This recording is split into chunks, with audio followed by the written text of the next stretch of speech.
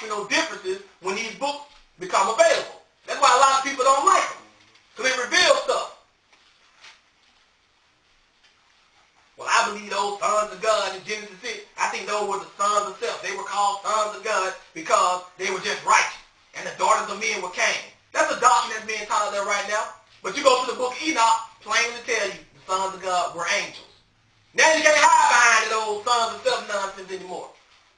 So the only thing you're going to have to do is get rid of the book of Enoch. That's the reason why the book of Enoch, one of the reasons why the book of Enoch was removed from the scene in the first place. You have people like Saint Jerome and Saint Augustine and Saint Hilary who had problems with the doctrines of the book of Enoch. In like the early 3rd century, they did not like the fact that Enoch was speaking about angels having sex with women and fathering giants and other crazy offspring. They did not like that. So they had the book of Enoch banned. And anybody caught reading it was considered a heretic. And if you were considered a heretic, guess what? You were killed or you were tormented by the early church. People don't know this. But what happened is you had some Ethiopian Christians who took copies of it to Ethiopia and had it translated into the Ethiopian text, and that's how it was found. See, people don't understand this. This is a history of real, true, authentic history behind the book of Enoch, as well as some other books we're going to go to. But now, 2 Peter, chapter 2 and verse 4. Now check out what Peter says right here. Go ahead and read. For if God spared not the angels that sinned, but cast them down to hell, and delivered them into chains of darkness, to be reserved unto judgment. Now he said, if God spared not the angels that sinned, but cast them down to hell, and delivered them into the chains of darkness to be reserved unto judgment, first of all, you got to ask yourself, where is Peter getting this from? Where can you read in the Old Testament where some angels sinned, were cast down to hell, to be put into chains of darkness? Where does Peter get this information from?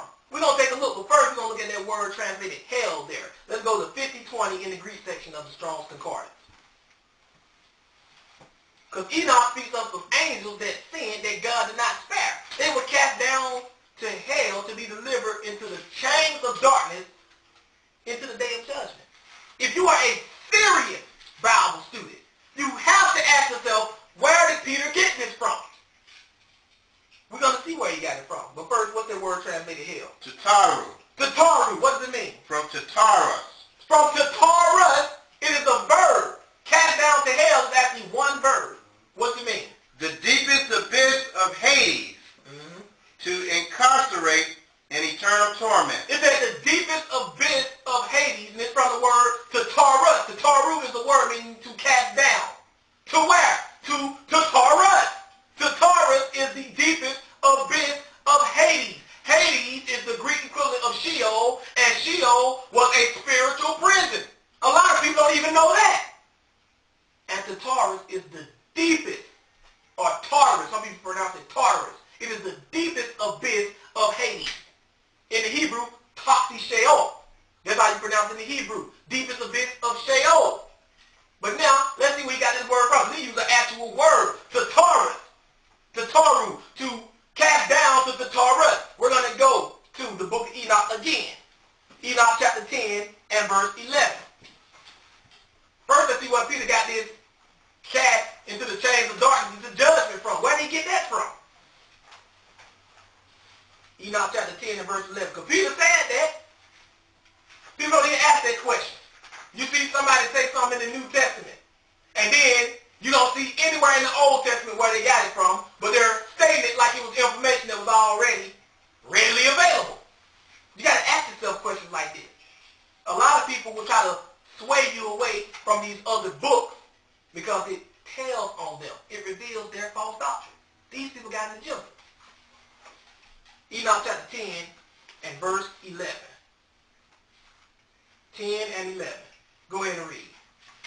And the Lord said unto Michael, Go bind Semjaza and his associates, who have united themselves with women, so as to have defiled themselves with them in all their uncleanness. Now he told him to bind Semjaza and all his associates. These are the 200 angels that slept with women and bare giants to them.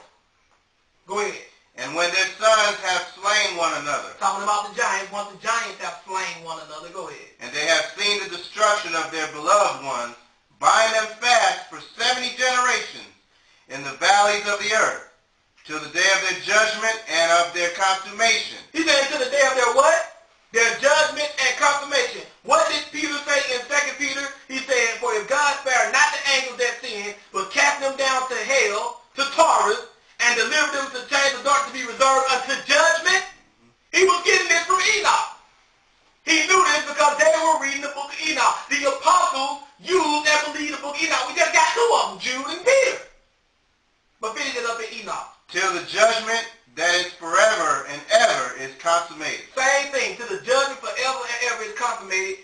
Peter said until their judgment comes. They are reserved for judgment. But Peter also used the word. He called it Taurus. We looked it up, didn't he? He used the verb form of Taurus or Tartarus, which is Tataru, which means to cast down to the lowest abyss of Hades. And the lower abyss of Hades is called Tartarus.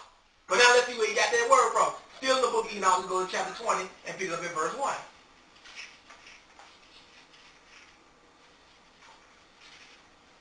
20 and 1.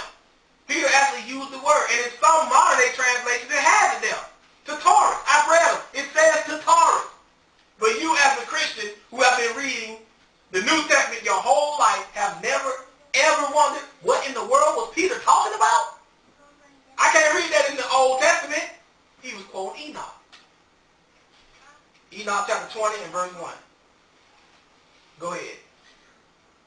And these are the names of the holy angels who watch. Now he's going to name the holy angels who watch. Go ahead. Uriel, one of the holy angels, who is over the world and over Tartarus. Uriel, one of the holy angels who's over the world and over what? Tartarus. Didn't Peter mention Tartarus by name in the original Greek? Yes, he did. So where did he get it from? He didn't get it from the Old Testament because the Old Testament doesn't mention Tartarus. Not the 39 books of it. He got it from the book of Enoch. He got the concept of angels being bound in chains into judgment and the place where they were even bound from reading the book of Enoch. You cannot read this anywhere else in the Old Testament. If you don't believe Peter got it from the Old Testament, then Peter was a liar because he's making up stuff. He quoted this from Enoch. He referenced Enoch. And he was writing his epistles to the early Christians, which means he expected them to be familiar with it. Why would he even throw that in there if he knew his audience didn't know anything about it? Then we read in the Bible dictionary, it was widely circulated at one time. They all knew about it and read it, including Jesus Christ. The story of Lazarus and the rich man in Luke 16 is a direct quote from the book of Enoch. But we ain't going to go into that this class. Let's move on. Let's go to Joshua chapter 10 and verse 12. He is directly quoting the book of Enoch, referencing the information and material in it. Two of the apostles of Jesus Christ who walked with Jesus Christ are referencing the book of Enoch. Mm-hmm. But yet when we pick it up today, the book of Enoch, I don't know about that. This is the absolute truth we're bringing you here. Everything we're showing you, you can go look and research and find it for yourself. That's if you dare to find the truth out. Joshua 10 and 12. Joshua 10 and 12. Read when you get there. Then spake Joshua to the Lord in the day when the Lord delivered up the Amorites before the children of Israel. And he said in the sight of Israel, Sun, stand thou still upon Gibeon, and thou moon in the valley of Ajalon. And the sun stood still, and the moon stayed, until the people had avenged themselves upon their enemies. See, Joshua commanded the sun and the moon to be still until the people had avenged themselves of their enemies, right? But continue reading. Is not this written in the book of Jasher? Now look who the author of Joshua is referring you to. Look at the question he's asking that. Is this not written in the book of Jasher? Now ask yourself, if the person who wrote Joshua is asking you, is this written